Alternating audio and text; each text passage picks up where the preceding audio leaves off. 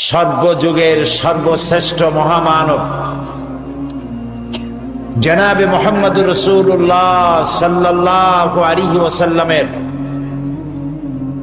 পবিত্র সিরাত জানার উদ্দেশ্যে এই মাহফিলে আমাদেরকে শরীক করলেন। সেই মনিবের দরবারে শুকরগুজার হচ্ছি। আমরা সকলে পড়ছি আলহামদুলিল্লাহ। প্রিয় ভাই সব, আমরা এসেছি এমন এক মহান ব্যক্তিকে জানার জন্য, এমন এক মহান সত্তাকে জানার জন্য যাকে না জানলে কিছুই জানা হবে না, এবং যাকে জানলে পরে এই পৃথিবীতে মানুষ হিসেবে জন্মগ্রহণ করেছি এর সার্থকতা লাভ হবে।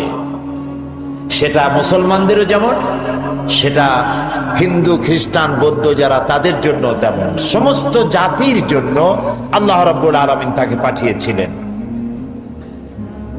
তিনি অন্যান্য নবীদের মতো শুধুমাত্র একটি গোষ্ঠীর জন্য আসেন নাই। তিনি অন্যান্য জাতির মতো, অন্যান্য নবীদের মতো একটা এলাকার জন্য নবী হয়ে আসেন নাই। মুহাম্মদুর রাসূলুল্লাহ সাল্লাল্লাহু আলাইহি ওয়াসাল্লাম এসেছিলেন বিশ্ববাসীর জন্য। সুবহানাল্লাহ। দুনিয়ায় যত নবী আল্লাহ পাঠালেন সমস্ত নবীরা ছিলেন এলাকা ভিত্তিক এবং অঞ্চল ভিত্তিক, ভাষা ভিত্তিক। নবী করিম সাল্লাল্লাহু আলাইহি ওয়াসাল্লাম সম্পর্কে আল্লাহ তাআলা বলেছেন, হে নবী আপনি বলুন, হে মানব গোষ্ঠী, আমি আল্লাহর পক্ষ থেকে তোমাদের সকলের জন্য রাসূল হয়ে এসেছি। সুবহানাল্লাহ। কোন সময়ের জন্য? যখন তিনি এসেছিলেন সেই সময়ের জন্য, নাকি কি বলেন? বুঝতে পারছেন না? নবীজি তিনি পৃথিবীতে এসেছিলেন কিয়ামত পর্যন্ত এই পৃথিবীতে যত মানুষ আসবে সমস্ত মানুষের জন্য আল্লাহ তাআলা তাকে রাসূল করে পাঠিয়েছেন। সুবহানাল্লাহ। এই পৃথিবীতে যদি প্রশ্ন করা হয় মানুষের জন্য সবচাইতে বেশি জরুরি কি জিনিস, তাহলে আপনি কি জবাব দেবেন? এক একজন এক এক রকমের জবাব দেবেন। কেউ বলবেন জরুরি ভাত, কেউ বলবেন রুটি, কেউ বলবেন পানি, কেউ বলবেন বাতাস, কেউ বলবেন অক্সিজেন। কিন্তু মূল জবাব কি? আসল জবাবটা, আসল জবাব হচ্ছে এই পৃথিবীতে মানুষের জন্য সব থেকে বেশি জরুরত হচ্ছে রিসালাত, নবুয়ত। কারণ আল্লাহ তাআলা আমাদেরকে সৃষ্টি করেছেন কোন পথে চললে পরে আমরা আল্লাহর নৈকট্য লাভ করতে পারবো। আমরা যে পৃথিবীতে এসেছি, আমাদের কি পৃথিবীতে চিরকাল থাকবো না আমাদেরকে যেতে হবে? জবাব দেন। কার কাছে ফিরে যেতে হবে? সেই যে আল্লাহর কাছে ফিরে যেতে হবে, সেজন্য আল্লাহ রাব্বুল আলামিন আমাদেরকে অন্ধকারে ছেড়ে দেন না, আমাদের জন্য পথের দিশা দিয়েছেন। আর সেজন্য তিনি নবী পাঠিয়েছেন। আদম আলাইহিস সালাম থেকে শুরু করে মুহাম্মদুর রাসূলুল্লাহ, সবাই বলেন সাল্লাল্লাহু আলাইহি ওয়াসাল্লাম, তার পর্যন্ত যত নবী পাঠালেন সমস্ত নবীদেরকে আল্লাহ পাক নবুয়ত দিয়েছেন, নবী করে পাঠিয়েছেন। তাদের কোনো ভুল নাই, তাদের কোনো গুনাহ নাই, তারা সবাই মাসুম, তারা বেগুনাহ। এই নবীদের মধ্যে সর্বশেষ এবং সর্বশ্রেষ্ঠ নবী হলেন মুহাম্মদ রাসূলুল্লাহ সাল্লাল্লাহু আলাইহি ওয়াসাল্লাম। নবী করিম সাল্লাল্লাহু আলাইহি ওয়াসাল্লামকে আল্লাহ তাআলা এমন একটা সময় পাঠালেন যখন গোটা পৃথিবীতে মানুষ ছিল ধ্বংসের দ্বার প্রান্তে। চুরি, ডাকাতি, জেনা, ব্যভিচার, হত্যা, ধর্ষণ, এমন কোন পাপ নাই যা মানুষ করত না। যেই দেশে রাসূল আসলেন সেই দেশে মানুষ, তাদের চিন্তা ছিল যে আমি মানুষকে খুন করব না কেন, লুট করব না কেন, মিথ্যা কথা বলবো না কেন, নারী অপহরণ করব না কেন, এর কোনো যুক্তিসঙ্গত কারণ তাদের জানা ছিল না। সবটাই তারা বৈধ মনে করত। এবং কতটা জাহিল ছিল যে এই গোত্রের লোকেদের উটের পানি খাওয়ার আগে আর এক গোত্রের লোকের উটের পানি খাওয়াইল কেন? এই অপরাধে তারা একে অপরের বিরুদ্ধে গোত্রে গোত্রে লড়াই হয়েছে বছরের পর বছর, যুগের পরে যুগ। এরকমের জেহালাতে পরিপূর্ণ ছিল সমাজ। অর্থাৎ পৃথিবী ছিল এক ধ্বংসের প্রান্তে। এই ধ্বংস থেকে বাঁচানোর জন্য আল্লাহর রহমত ছাড়া আর কোনো উপায় ছিল না। সেরকম একটি সময় আল্লাহ রাব্বুল আলামিন তার রহমত পাঠালেন। হে নবী, আমি আপনাকে গোটা সৃষ্টি জগতের জন্য আমার রহমত করে পাঠিয়েছি। সুবহানাল্লাহ। প্রিয় ভাই সব, আমি সেই রাসূলের কথা আপনাদেরকে শোনাতে এসেছি যিনি আকাশের নিচে জমিনের উপরে সব থেকে শ্রেষ্ঠ মানুষ, জাত থেকে শ্রেষ্ঠ পৃথিবীতে আর কেউ। আমি আপনাদের সামনে এমন এক মহান ব্যক্তিত্বকে জানাতে এসেছি যিনি, যার মর্যাদা শুধু আকাশের নিচে নয়, আল্লাহর আরশের নিচে, জমিনের উপরে, আল্লাহর পরেই যার মর্যাদা। সুবহানাল্লাহ বলবেন না? তার সম্পর্কে, তবে তার সম্পর্কে আলোচনা করা আমার মতো আকিঞ্চন, আমার মতো ছোট্ট নগণ্য সামান্য জ্ঞানের অধিকারী কিভাবে এত বড় বিশাল ব্যক্তিত্ব সম্পর্কে আপনাদের সামনে আমি তুলে ধরব। ওমা তৌফিকি ইল্লা বিল্লাহ। আমি বলে থাকি, আটলান্টিক মহাসাগর, প্রশান্ত মহাসাগরের পানি যদি কেউ মাপতে যায় চামচ দিয়ে, তাহলে তাকে কি মনে করা হবে? তার সুস্থতা, মস্তিষ্কের সুস্থতা সম্পর্কে চিন্তা করতে হবে।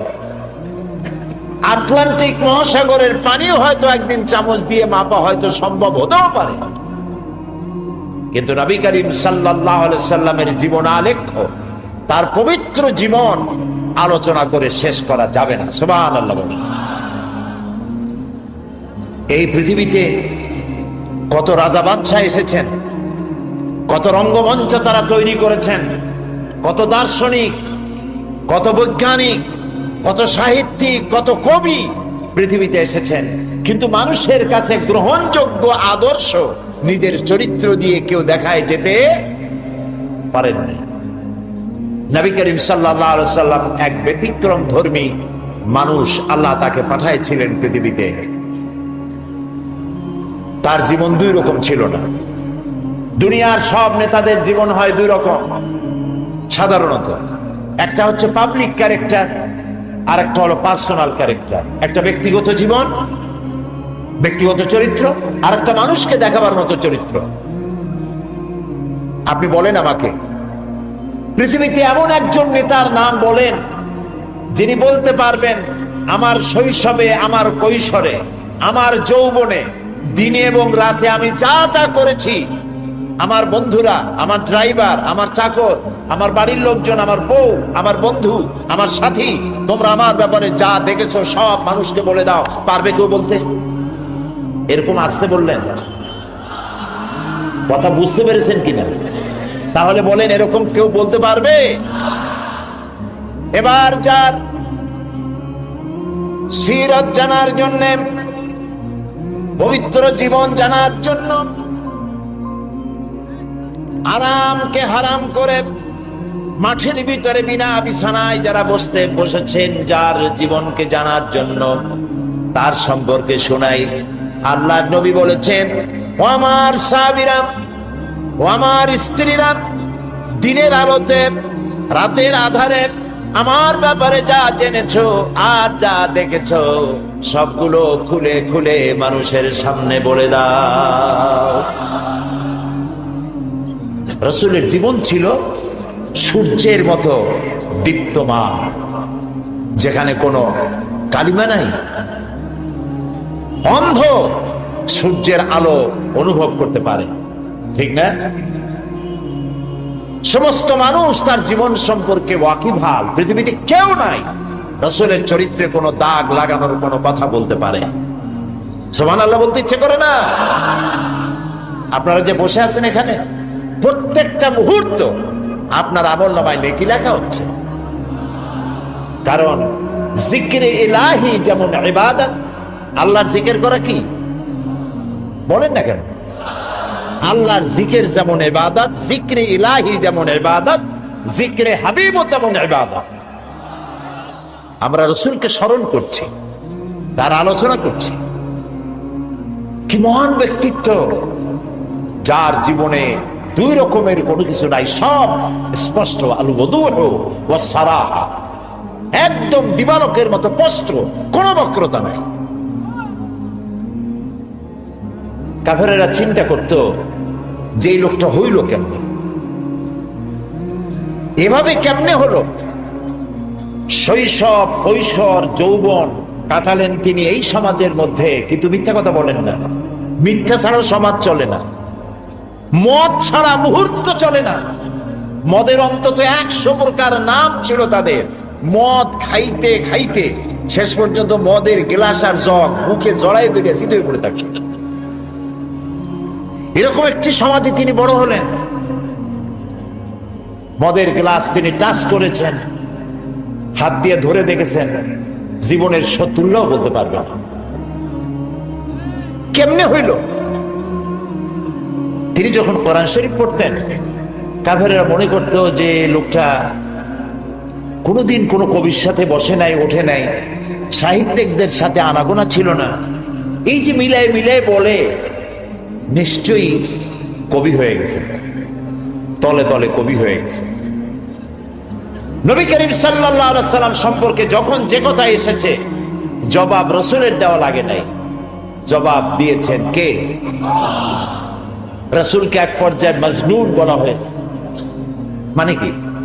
পাগল বলা হয়েছে। রাসূলকে পাগল বলা হয়েছে, রাসূল জবাব দেন নাই। কারণ রাসূলকে যদি পাগল বলা হয় তাতে রাসূলের তো অসুবিধা নাই। এ আঘাত লাগে আল্লাহর, আঘাত লাগে আল্লাহ তাআলার অস্তিত্বের উপরে। আল্লাহ রাব্বুল আলামিন সঙ্গে সঙ্গে জবাব দিয়ে দিলেন। আল্লাহ রাব্বুল আলামিন বলেন, তোমাদের সাথী পাগল নন। মুহাম্মদ সাল্লাল্লাহু আলাইহি ওয়াসাল্লাম পাগল নন তা বললেন না, বললেন তোমাদের সাথী পাগল না। তোমরাই তো সাথে ছিলা, একসঙ্গে খেলাধুলা করেছো, ওঠা বসা করেছো। তার জীবন যৌবন চোখের সামনে, পাগলামির কি দেখলে তার মধ্যে? নবী করিম সাল্লাল্লাহু আলাইহি ওয়াসাল্লাম কে যখন কবি বলা হলো, আল্লাহ তাআলা প্রতিবাদ করলেন। আল্লাহ তাআলা বললেন, আল্লাহ তাআলা বলেন, আমার নবীকে আমি কবিতা শিখাই নাই, আর কবি তো আমার নবীর জন্য শোভনীয় নয়। আমার নবীরে আমি কবিতা শিখাই নাই, আর কবিতা আমার নবীর জন্য শোভনীয় নয়। এটা কি কথা? কবিতা নবীর জন্য শোভনীয় নয়। কারণ হলো, কবিরা অনেক সুন্দর সুন্দর কবিতা লিখতে পারেন, মানুষের মধ্যে উত্তেজনা, টেনশন, রোমান্স পয়দা করতে পারেন, কিন্তু কোনো সিদ্ধান্ত দিতে পারেন না। কবিরা পৃথিবীতে মানুষকে এমন কোন আদর্শ কবিত্বের মাধ্যমে শিক্ষা দিতে পেরেছেন, হোমার থেকে শুরু করে আজ পর্যন্ত এরকম কবি দেখা যায়নি। এবং কবিরা এমন এমন কথা বলেন যা বাস্তবতার সাথে মিল নাই। কবিরা আবেগ উচ্ছ্বসিত হন, কল্পনার ঘোড়ার পৃষ্ঠের উপরে বসে তেপান্তরের মাঠ দিয়ে নিরুদ্দেশ্যের উদ্দেশ্যে দৌড়াতে থাকেন। বাস্তবতার সাথে মিল থাকে না।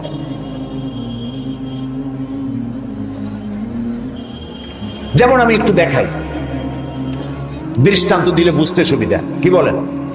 আমাদের জাতীয় কবি কাজী নজরুল ইসলাম, আমি তার জন্য দোয়া করি সব সময়, মনে আসলেই দোয়া করি। আল্লাহ তাআলা তার দোয়াটা কেমনে কবুল করলেন দেখলেন? তিনি বলেছিলেন, মসজিদেরই পাশে আমার কবর দিও ভাই, যেন সকাল সন্ধে মুয়াজ্জিনের আজান শুনতে পাই।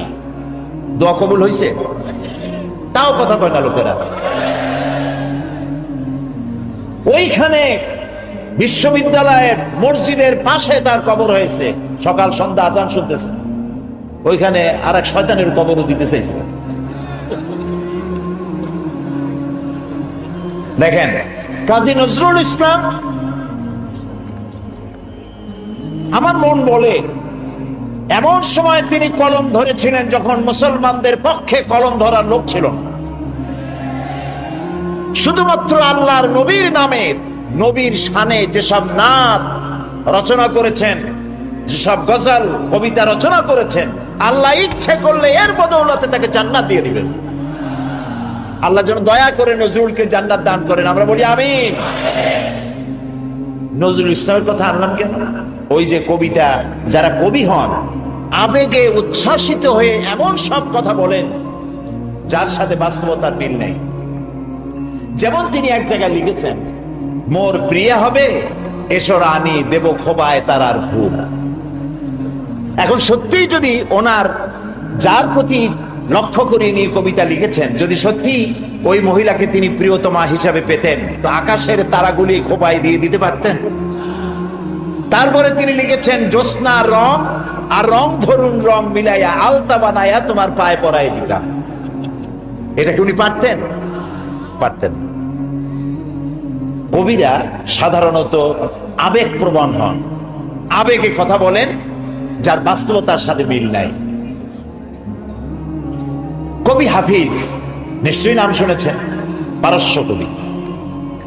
তিনি তার প্রিয়তমা সম্পর্কে লিখেছেন। ফার্সি কবিতাটা আমার এখন মনে আসতেছে না। কবিতার অর্থ হচ্ছে যে আমার প্রিয়তমার লাল গালের উপরে যে কালো তিলটি আছে, একটি লাভ স্পট, এই প্রিয়তমার লাল গালের কালো তিলটি যদি আমি লাভ করতে পারি, আমি পাই, তাহলে সামারকান্দ এবং বুখারা আমি আমার প্রিয়তমার জন্য উৎসর্গ করে দিতে পারি। সামারকান্দ এবং বুখারার বাদশা ছিলেন তৈমুর লং। তৈমুর লং এই কবিতা শুনিয়া পুলিশ পাঠাতেছে, ব্যাটার ধরে নিয়ে বলল, হাফিজ তুমি তোমার প্রিয়তমার লাল গালের কালো তিলের জন্য গলায় দড়ি দিয়ে মরো, কিন্তু আমার রাষ্ট্র বিলিয়ে দেওয়ার অধিকার তোমার কে দিল? হাফিজ দেখলো যে সর্বনাশ, আমার তো জীবনই শেষ হয়ে যাবে। কবি মানুষ তো সাথে সাথে কবিতা পাল্টায় ফেললো, বললো, জাহাপানা আপনি তো ভুল শুনছেন, আমার কবিতার শেষের লাইন আপনি কি শুনেছেন? বললো যে তোমার শেষের লাইন তো ছিল সামারকান্দ ও বুখারা, সামারকান্দ এবং বুখারা মিলাই দেবটা ছিল। তিনি বলছেন না, আপনি ভুল শুনেছেন, ওখানে আমার মূল কথা ছিল সেমনকান অখর মারা। তার মানে হলো আমি বলতে চেয়েছি আমার প্রিয়তমার লাল গালের কালো তিলটি যদি লাভ করতে পারি, তাহলে 3 মণ চিনি আর 1 মণ খোরমা মিলাই দেব। আমি কিন্তু আপনাদের হাসির খোরাক দেইনি, চিন্তার খোরাক দিয়েছি। দুনিয়ার সব কবিরা এভাবে আবেগ প্রবণ হন, উচ্ছ্বসিত হন, রোমান্টিক হন। নবী আবেগ প্রবণ হতে পারেন না। নবী যদি আবেগে উচ্ছ্বসিত হয়ে পড়েন, আবেগে আবেগতাড়িত যদি হয়ে যান, তাহলে তো ইনসাফ করতে পারবেন না। নবীজির কাছে হযরত ফাতেমা রাদিয়াল্লাহু তাআলা আনহা এসেছেন, হাতের ঠোসকা পড়েছে, বলছেন, ইয়া রাসূলুল্লাহ, আব্বাজান কুয়া থেকে পানি উঠাতে উঠাতে দড়ি দিয়া আমার ঘাড়ের উপরে দাগ পড়ে গিয়েছে, আটা পিষতে পিষতে 2 হাতে ঠোসা পড়ে গিয়েছে, আমার খুব কষ্ট হয়, আমাকে একজন খাদেমা আপনি দিবেন। রাসূলুল্লাহ বলছেন, ফাতেমা আমি মদিনার এখনো অমুক অমুক গোত্রের খাবার পৌঁছাইতে পারিনি, অমুক অমুক গোত্রের দাবি দেওয়া এখনো মিটাইতে পারিনি, আমি তো তোমাকে খাদেমা দিতে পারবো না। বরং তুমি এক কাজ করো, প্রত্যেক নামাজের পরে সুবহানাল্লাহ 33 বার, আলহামদুলিল্লাহ 33 বার, আল্লাহু আকবার 34 বার, এটা তুমি পড়ো। রাসূল যদি মেয়ের কলিজার টুকরা মেয়ে হযরত ফাতেমাকে না দেখে তিনি থাকতে পারতেন না। একবার রাসূলুল্লাহ বসা মসজিদে নববীতে, মুখ মলিন, সাহাবীরা ভয়তে কথা বলতে সাহস পাচ্ছে না। কিছুক্ষণ পর নবীজি উঠে চলে গেলেন হযরত ফাতেমার ঘরে। কিছু সময় পরে বেরিয়ে এলেন হাসি খুশি চেহারা। সাহাবায়ে কেরাম জিজ্ঞেস করলেন, হে রাসূল, এখন তো আমাদের জান ফিরে আসছে, আমরা তো হতাশ হয়ে গেছিলাম, আপনার মুখ মলিন দেখে ভয় তো অস্থির হয়ে গেছে। কি কারণে মুখ কালো ছিল? কেন আপনি অশান্তি ভোগ করছিলেন? আর কিভাবে আপনার শান্তি ফিরে এলো? নবীজি বললেন, সাহাবীরা ওদের মধ্যে একটু মনোমালিন্য হয়েছিল, আমি কষ্ট পাচ্ছিলাম। ওদের মধ্যে, বুঝতে পারছেন, হযরত ফাতেমা, হযরত আলী, ওদের মধ্যে একটু মনোমালিন্য হয়েছিল, আমি কষ্ট পাচ্ছিলাম। আমি ভেতরে গিয়ে দুজনকে নসিহত করলাম, তাদের মধ্যে এখন আবার আগের মতো হাসি খুশি ফিরেছে। আমি খুশি হয়ে গেছি। ফাতেমা আমার কলিজার টুকরা, যে ফাতেমাকে ব্যথা দেয় সে মুহাম্মদ সাল্লাল্লাহু আলাইহি ওয়াসাল্লামকে ব্যথা দেয়। প্রিয় ভাই সব, যে মেয়েকে এত ভালোবাসেন তিনি, আবেগ প্রমাণ হলে তিনি তো দিতেই পারতেন, তিনি মদিনার বাদশা, প্রেসিডেন্ট। নবী আবেগ প্রমাণ হতে পারেন না, আবেগের বশীভূত হতে পারেন না। এই জন্য আল্লাহ তাআলা প্রতিবাদ করেছেন, ওয়ামা আল্লামনাহু শি'রা ওয়ামা ইয়ানবাগী লাহু, আমি আমার নবীকে কবিতা শেখাই নাই, আর কবিত্ব নবীর জন্য শোভনীয় নয়। নবীর পার্সোনালিটি ভিন্ন। একজন সাহাবী বলেছিলেন, হে রাসূল, রাসূলুল্লাহ বলছিলেন যে তুমি এই কাজটা করলা না কেন? সাহাবী জড়সড় হয়ে গেলেন ভয়তে, বললেন, ইয়া রাসূলুল্লাহ, আমি তো বুঝি নাই, আপনি যদি একটু চোখ দিয়ে আমাকে ইশারা করতেন তাও তো আমি কাজটা করে ফেলতাম। রাসূলুল্লাহ বললেন, চোখ দিয়া ঠারে ঠারে কথা বলা নবুয়তের শান নয়। সুবহানাল্লাহ, সুবহানাল্লাহ। দেখেন না, মানুষের চোখ মেরে কথা বলে, ঠারে ঠারে কথা বলে, নবুয়তের শান এটা না। নবীজি যখন কথা বলতেন কারোর সাথে, পুরা দেহ মোবারকটা ফিরিয়ে দিতেন, ডান দিকে, বা দিকে, পিছনে। আমরা যেভাবে এরকম কাটপিট করে শুনি, এরকম করতেন না, যাতে যার সঙ্গে কথা বলছেন তিনি যেন কথা বুঝতে পারেন যে রাসূল পুরা মনোযোগী শুনছেন, আমাকে ইগনোর করছেন না। প্রিয় ভাই সব, এক মহাসমুদ্র।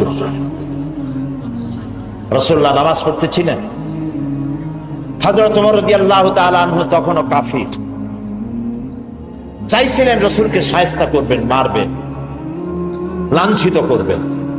নামাজরত অবস্থায় দেখে তিনি চিন্তা করলেন, যাক নামাজ পড়তেছে, এখন কিছু কবর না, নামাজটা শেষ হোক, তারপরে আচ্ছা করে। হযরত ওমর বলেন, আমি নবীজের পিছনে দাঁড়িয়ে অপেক্ষা করতেছিলাম নামাজ কখন শেষ হবে, আর তিনি নামাজের ভিতরে তেলাওয়াত করতেছিলেন। তেলাওয়াত যখন শুনলাম, আমার কাছে মনে হলো এই কথাগুলি মানুষের বানানো নয়, নিশ্চয়ই কোন জিন রাসূলুল্লাহকে শিখায়া দেয়। আমি যখন এই চিন্তা করেছি, এত সুন্দর মিলায়া মিলায়া কি করে পড়েন, জেনে শিখাই দিয়েছে, এই চিন্তা যখন আমি করেছি, নবীজি তখন আমার এই কথার জবাব যেন তিনি দিলেন, তিনি পড়লেন। এটা কোনো জিন বা অন্য কারো কথা নয়, এটি হচ্ছে মহান বার্তাবাহকের বর্ণনা। হযরত ওমর বলছেন, জিনের কথা না হলে কবির কথা তো বটেই। এত সুন্দর মিলানো, দেখছেন না কোরআন শরীফে কি মিল, লক্ষ্য করছেন? করেন নাই বোধহয়, করার জন্য অনুরোধ করি। কোরআন তাড়াতাড়ি পড়বেন, মনে হবে আপনি প্রবন্ধ পড়ছেন। থেমে থেমে পড়বেন, মনে হবে যেন কবিতা পড়তেছেন। প্রত্যেক আয়াতে আয়াতে মিল। সুবহানাল্লাহ। হযরত ওমর বলছেন, ভাবলাম মুহাম্মদ সাল্লাল্লাহু আলাইহি ওয়াসাল্লাম কবি হয়ে গেছে। হযরত ওমর বলেন, যেই না চিন্তা করলাম মনে মনে মুহাম্মদ সাল্লাল্লাহু আলাইহি ওয়াসাল্লাম কবি হয়ে গেছেন, অমনি তিনি আমার এই কথার জবাব যেন তিনি দিলেন, তিনি পড়লেন, ওয়ামা হুয়া বিকাউলি শাইরিন কালিলাম মা তুমিনুন। না না, এটা কোনো কবির কথা নয়। হযরত ওমর বলে, সর্বনাশ, তাহলে তো শুধু কবি না, গণক। আমার মনের কথা বুঝলো কেমনে? তো জাদুকর হয়ে গেছে, গণক হয়ে গেছে। হযরত ওমর বলেন, যখন আমি মনে মনে চিন্তা করলাম গণক হয়ে গেছেন, অমনি নবীজি আমার সে কথারও জবাব দিয়ে দিলেন, তিনি বললেন, এটা কোনো গণকের কথা নয়, তোমরা খুব কমই উপদেশ গ্রহণ করে থাকো। হযরত ওমর বলেন, আমার মনে হচ্ছিল আমার পায়ের তলা থেকে মাটি সরে যাচ্ছে। কি আশ্চর্য কথা! যা বলি মনে মনে তারই জবাব আসে। নামাজের মধ্যে কি করে বোঝেন তিনি? হযরত ওমর বলেন, প্রত্যেকটি কথার জবাব, মনের প্রশ্নের জবাবগুলি তখন আসতেছিল, তখন আমার চোখের সামনে বিরাট একটা জিজ্ঞাসাবোধক চিহ্ন ঘুরতেছিল। এটা জেনের কথা নয়, কবির কথা নয়, গণকের কথা নয়, তবে এটা কি? যেই না চিন্তা করেছি তবে এটা কি, অমনি নবীজি তেলাওয়াত করলেন, তানজিলুম মির রাব্বিল আলামিন। আল্লাহ রাব্বুল আলামিনের নাযিলকৃত কিতাব। হযরত ওমর বলছেন, আমার মনে হচ্ছিল ঈমান ইসলাম তার শিকড় সত্য আমার কলিজার মধ্যে ঘেরে বসতেছে। কিন্তু তখনও সময় আসে নাই হযরত ওমরের ঈমান কবুল করার। প্রিয় ভাই সব, রাসূলকে আল্লাহ রাব্বুল আলামিন পৃথিবীতে পাঠালেন এজন্য নয় তিনি আমাদেরকে মেসাক করা শুধু শিখাবেন, তিনি আমাদেরকে শুধু দাড়ি আর টুপির কথা বলবেন। একটি সমাজ বিপ্লব, একটি রাষ্ট্র বিপ্লব করার জন্য পাঠিয়েছেন। চুরি, ডাকাতি, জেনা, ব্যভিচার, হত্যা, ধর্ষণে ভরপুর সমাজ, এখানে এসেছেন তিনি। এই জাতির উপায়, এ মানুষ বাঁচবে কি করে, এর লক্ষ্য কি, উদ্দেশ্য কি, যাবে কই? আহারে, গরিবদের বাঁচার কোনো অধিকার নাই। গরিবরা শোষিত, নির্যাতিত, নিপীড়িত, নিগৃহীত। বড় লোকদের সব জোর জার মুলুকতা। আর নারী, নারীর জীবনের তো কোনো দামই নাই। নারী হয়ে জন্মগ্রহণ করাই আজন্ম পাপ। মেয়ে হয়ে জন্মগ্রহণ করেছে, আষাঢ় মেরে মেরে ফেলতেছে। রাসূল এই জিনিসগুলি দেখলেন, নিজের চোখে অবলোকন করলেন। একটা ব্যতিক্রমী স্বভাব দিয়ে তিনি তৈরি হচ্ছেন। লোকেরা লক্ষ্য করলো, এক পর্যায়ে মক্কার লোকেরা রাসূলের নাম ভুলে গেল। নাম ছিল কি? নাম কি? মুহাম্মদ। বলেন নাম কি? সবাই বলেন সাল্লাল্লাহু আলাইহি ওয়াসাল্লাম।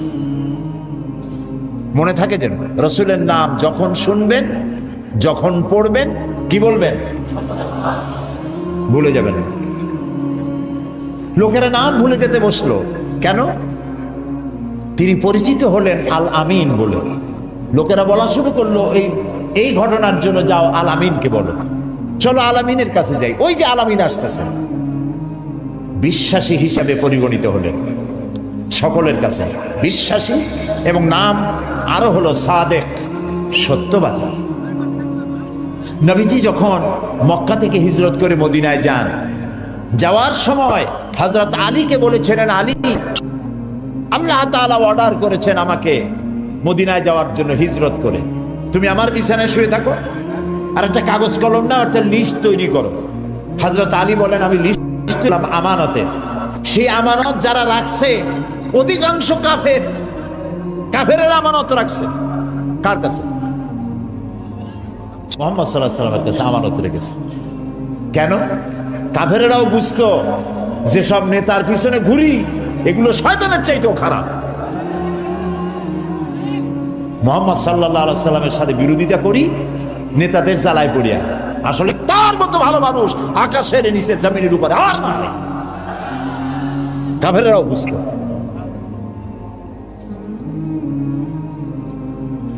এখনো আমাদের দেশে যত নেতা আছে, অনুসারীরা বোঝে খাঁটি শয়তান। নামাজ নাই না, দেখেন না, নামাজ নাই, রোজা নাই, আল্লাহ পরকালের চিন্তা নাই, মিথ্যা কথা বলে অনবরত।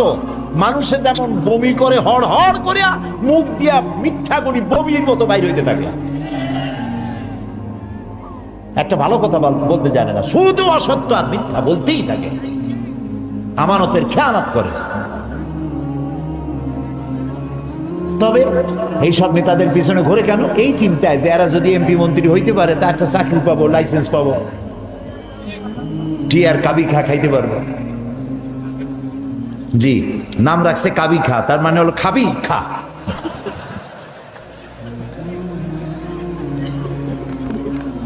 নবী করিম সাল্লাল্লাহু আলাইহি ওয়াসাল্লাম, আপনার আমার জীবন, আমাদের মা বাপের জীবন উৎসর্গ হোক রাসূলের কদম মোবারকের উপরে। সারাটা দুনিয়া ঋণী তার কাছে, তার স্বভাব চরিত্রের কাছে। মুহাম্মদুর রাসূলুল্লাহ সাল্লাল্লাহু আলাইহি ওয়াসাল্লাম এই সমাজে বড় হলেন, বেড়ে উঠলেন, লক্ষ্য করলেন এদের বাঁচাবো কেমনে, উপায় কি? তিনি গারে হেরায় চলে গেলেন। ওটার নাম জাবালে নূর। আমরা গারে হেরা বলি, কিন্তু মক্কা শরীফে যে গারে হেরা কইলে কেউ চেনবে না, চেনবে না। জাবালে নূর, ওই জাবালে নূরে উঠলেন, অনেক উঁচা। আল্লাহ দয়া করে আমাকে একবার ওঠার তৌফিক দিয়েছিলেন, একবার উঠছি। তাতেই তখন তো আমার শরীর টরীর অনেক ভালো ছিল, ভালো মানে মোটা ছিলাম বেশি। উঠতে গিয়ে 3 বোতল পেপসি খাওয়া লাগছে, আর 2-3 দিন উরুতে ব্যথা ছিল। তাহলে চিন্তা করেন কত উঁচা। সেই পাহাড়ের অনেক উঁচায় একটা ছোট্ট জায়গা, একটা রাস্তা আছে একটুখানি, এই সোজাভাবে ঢোকা যায় না, কাত হয়ে কইয়া কাইতেছেন আমাদের দেশে বলে, ওই কইয়া কাইত হয়ে ঢোকা যায়। এবং ওখানে একটা জায়গা আছে যেখানে 2 জন একসাথে নামাজ পড়তে পারে, এরকম একটা গুহা। সেখানে নবী করিম সাল্লাল্লাহু আলাইহি ওয়াসাল্লাম চিন্তা গবেষণা করতে লাগলেন। যেদিন বয়স 40 বছর পূর্ণ হয়ে গেল, আল্লাহ রাব্বুল আলামিন তাকে নবুয়তের মর্যাদা দিয়ে দিলেন। এই নবুয়তের মর্যাদা নিয়ে তিনি নেমে আসতেছেন। ভয় পেলেন। জিবরাইলকে তো জীবনে দেখেন নাই, হযরত জিবরাইলকে দেখেছেন। জিবরাইল বলেছেন ইকরা, পড়ো। তিনি বলছেন যে আমি পড়তে জানি না। আবারও বললেন ইকরা, পড়ো। বলছেন জানি না পড়তে। তৃতীয়বার তিনি বুকের সাথে জড়িয়ে ধরলেন, এমন ভাবে জড়িয়ে ধরলেন নবী করিম সাল্লাল্লাহু আলাইহি ওয়াসাল্লাম ব্যথা পেলেন এবং তিনি পড়তে পারলেন। নেমে এসে স্ত্রী হযরত খাদিজাতুল কুবরা রাদিয়াল্লাহু তাআলা আনহাকে বললেন আমাকে ঢেকে দাও। তাড়াতাড়ি করে চাদর এনে তিনি ঢেকে দিলেন। নবী করিম সাল্লাল্লাহু আলাইহি ওয়াসাল্লামের চোখের মধ্যে বীর ছাপ। হযরতে খাদিজা ভীত সন্ত্রস্ত হলেন, জিজ্ঞেস করলেন আবাল কাসেম আপনার কি হয়েছে? তিনি ঘটনা শোনালেন। হযরত খাদিজা কি বলতেছেন শোনেন। হযরত খাদিজা বলছেন ইয়া আবাল কাসেম, হে কাসেমের পিতা, আপনার ঘাবড়াবার কোনো কারণ নাই। কোন দুষ্ট জিন, কোন দুষ্ট শয়তান আপনাকে অনিষ্ট করতে পারে না, কারণ আপনি সত্যবাদী। আপনাকে কোন দুষ্ট জিন, কোন শয়তান আপনাকে অনিষ্ট করতে পারে না, কারণ আপনি আত্মীয়তার হক আদায় করেন। আপনি এতিমকে, মিসকিনকে খেতে দেন, আপনি বিধবাকে আশ্রয় দেন, আপনার ক্ষতি কেউ করতে পারে না। হযরত খাদিজা দৌড় মারলেন এবং নিজের চাচাতো ভাই হযরত ওয়ারাকা বিন নওফল, তিনি ছিলেন, নবীজির মুখে খবর শুনলেন। সবটা শুনে নবীজির মস্তক মোবারকের উপরে চুমো খেয়ে বললেন কুদ্দুসুন কুদ্দুসুন, অতি পবিত্র, মহাপবিত্র ইয়া মুহাম্মদ সাল্লাল্লাহু আলাইহি ওয়াসাল্লাম। আপনার কাছে যিনি এসেছিলেন তিনি কোন জিন নয়, তিনি মহাপবিত্র আত্মা, তিনি ফেরেশতা। যে ফেরেশতা এসেছেন ইব্রাহিম, মূসা, ঈসা, ইয়াকুব, আইয়ুব, সমস্ত নবীদের কাছে যে ফেরেশতা এসে, সেই জিবরাইল এসেছিলেন আপনার কাছে। তাওরাতে আমি যা পড়েছি তার সাথে মিল হয়ে যাচ্ছে। আপনি আখিরি জামানার পয়গম্বর। তবে আমার জন্য আফসোস, আমি বৃদ্ধ। এই জাতি আপনাকে খুব কষ্ট দেবে, নির্যাতন করবে। সেদিন পর্যন্ত যদি আল্লাহ আমারে বাঁচায় রাখেন, আমি আপনাকে সাহায্য করব, আপনার সাথে থাকব। প্রিয় ভাই সব, একটা নারী, একজন স্ত্রী পুরুষের জন্য, স্বামীর জন্য সব থেকে উত্তম সাক্ষী দিতে পারে। এর থেকে ভালো সাক্ষী আর কেউ দিতে পারে না। আল্লাহর নবী যখন তার স্ত্রী হযরত খাদিজা রাদিয়াল্লাহু তাআলা আনহাকে যখন দাওয়াত দিয়েছেন, আল্লাহ রাব্বুল আলামিন যখন দাওয়াতের জন্য বলে দিলেন নিকটবর্তী আত্মীয়দেরকে দাওয়াত দাও, সর্বপ্রথম নবীজি গিয়ে হযরত খাদিজাকে দাওয়াত দিলেন। বললেন আল্লাহ ছাড়া কোনো ইলাহ নাই, মাবুদ নাই, তার উপর ঈমান আনো। আর আমি মুহাম্মদ রাসূলুল্লাহ সাল্লাল্লাহু আলাইহি সাল্লাম, আখিরি জামানার পয়গম্বর, আমার উপর ঈমান আনো। স্ত্রীর জন্য স্বাভাবিক ছিল। স্ত্রী তো কমসে কম স্বামীরে চেনে, কি বলেন আপনারা, চেনে না? সব মানুষকে আপনি ধোঁকা দিতে পারবেন, সব মানুষকে আপনি চোখে ধুলা দিতে পারবেন, কিন্তু স্ত্রী ভাঙিয়ে দিতে পারবেন না, ঠিক কিনা বলবেন? স্ত্রী আপনার জন্য ভালোবাসা দিতে পারে, জীবন দিতে পারে, সব দিতে পারে, কিন্তু ঈমান আনা অত্যন্ত কঠিন। নবীজি যখন হযরত খাদিজাকে ঈমানের দাওয়াত দিলেন, হযরতে খাদিজা রাদিয়াল্লাহু তাআলা আনহা এক মুহূর্ত দেরি করেন নাই, সঙ্গে সঙ্গে পড়েছেন লা ইলাহা ইল্লাল্লাহু মুহাম্মাদুর রাসূলুল্লাহ। জোরে পড়েন লা ইলাহা ইল্লাল্লাহ, লা ইলাহা ইল্লাল্লাহ, লা ইলাহা ইল্লাল্লাহু মুহাম্মাদুর রাসূলুল্লাহ। হযরত খাদিজা বলছেন, ইয়া আবুল কাসেম, আপনি অবশ্যই আল্লাহর নবী। আমার কোনো বিন্দু মাত্র সন্দেহ নাই, কারণ বিগত 15 বছর আপনার সাথে ঘর সংসার করে আপনাকে যেভাবে দেখেছি, কোন সাধারণ মানুষের আচরণ এরকম হতে পারে না, আপনি অবশ্যই আল্লাহর নবী। নবী করিম সাল্লাল্লাহু আলাইহি ওয়াসাল্লাম এই দাওয়াত নিয়ে ছড়িয়ে পড়লেন ময়দানে। তিনি বলেছেন লা ইলাহা ইল্লাল্লাহ। এই কালেমার দাওয়াত কি শুধু মুহাম্মদ সাল্লাল্লাহু আলাইহি ওয়াসাল্লামের ছিল না, সব নবীদের ছিল। দুনিয়ার সব নবীদের একটাই স্লোগান ছিল, কারো মধ্যে কোনো মতপার্থক্য, মতদ্বৈততা হয় নাই, সকলের স্লোগান একটা, লা ইলাহা ইল্লাল্লাহ। এই কালেমার বিপ্লবী দাওয়াত পেশ করেছেন সমস্ত নবীরা। আমরা এই কালেমাটা বুঝি না, না বোঝার কারণেই দুরবস্থা হয়েছে। আমরা শুধু এটারে জিকিরের বুলি বানাইছি। দেখছেন কি কায়দায় জিকির করে, লা ইলাহা ইল্লাল্লাহ ইল্লাল্লাহ, এমন জোরে ইল্লাল্লাহ বলে তাতে কলব থাকলেও পারে, গেলেও পারে। কি বুঝে ইল্লাল্লাহ বলতেছেন? আবার লা ইলাহা ছেড়ে দিয়ে খালি ইল্লাল্লাহ করে, এরকমও শুনেছি। শুনছেন আপনারা? লা ইলাহা বাদ দিয়া কতক্ষণ ইল্লাল্লাহ ইল্লাল্লাহ ইল্লাল্লাহ। আশ্চর্য কথা, এটা কি কি বলতেছেন আপনি? ইল্লাল্লাহ মানে তো আল্লাহ ছাড়া, আল্লাহ ছাড়া কি?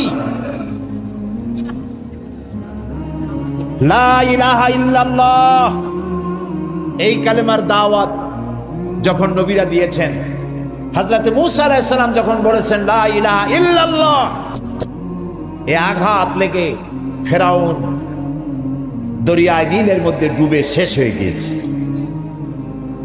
হযরত ইব্রাহিম আলাইহিস সালাম যখন বলেছেন লা ইলাহা ইল্লাল্লাহ, নমরুদের গোষ্ঠী সাফ হয়েছে, জুতা পিটা খাইয়া দুনিয়া থেকে বিদায় হয়ে গেছে, ঠিক না ভাই? মুহাম্মদ সাল্লাল্লাহু আলাইহি ওয়াসাল্লাম যখন বলেছেন লা ইলাহা ইল্লাল্লাহ, তখন আবু জাহাল, আবু লাহাব, উতবা, শাইবা, মুগীরা এ সবগুলির গায়ে আগুন জ্বলে গেছে। কেন আগুন জ্বললো? তারা বুঝছে লা ইলাহা ইল্লাল্লাহর অর্থ কি। তারা বুঝেছে লা ইলাহা ইল্লাল্লাহ মানেই হচ্ছে কোনো ইলাহ নাই, আইনদাতা নাই, বিধানদাতা নাই, শাসনকর্তা নাই, কাউকে মানি না। কে ছাড়া? আল্লাহ ছাড়া। ফেরাউনও বুঝেছে। ফেরাউন বোঝে। ফেরাউনকে মুসা আলাইহিস সালাম যখন বলেছেন বলো লা ইলাহা ইল্লাল্লাহ, ফেরাউন বলেছে মা আলিমতু লাকুম মিন ইলাহিন গায়রি, আমি তো জানি না যে আমি ছাড়া আরো কোন ইলাহ আছে, আমি তো ইলাহ। তুমি যদি আমারে বাদ দিয়ে আর কাউকে ইলাহ মানো, লা আজআলান্নাকা মিনাল মাসজুনিন, কারারুদ্ধ করে রাখবো, জেলখানায় ঢুকিয়ে দেব। মুসা আলাইহিস সালাম ভয় পাইছিলেন নাকি? ভয় পাননি। কাফেরেরা বুঝতে পারতো লা ইলাহা ইল্লাল্লাহর অর্থ কি। আবু জাহাল, আবু লাহাব, উতবা, শাইবারা, হযরত আবু তালেব নবী করিম সাল্লাল্লাহু আলাইহি সাল্লামের চাচা আবু তালেবের কাছে গিয়ে বলেছে, আবু তালেব রাসূলকে বলো, মুহাম্মদ সাল্লাল্লাহু আলাইহি সাল্লামকে বলেন তিনি যেন লা ইলাহা ইল্লাল্লাহর দাওয়াত না দেন, এর বিনিময়ে যত টাকা লাগে, যে সুন্দরী মেয়ে পছন্দ করবে সেই মেয়ে তার সাথে বিয়ে দিয়ে দেব। নেতৃত্ব দেব, টাকা দেব, পয়সা দেব, বাড়ি ঘর দেব, তবুও লা ইলাহা ইল্লাল্লাহ দাওয়াত যেন তিনি না দেন।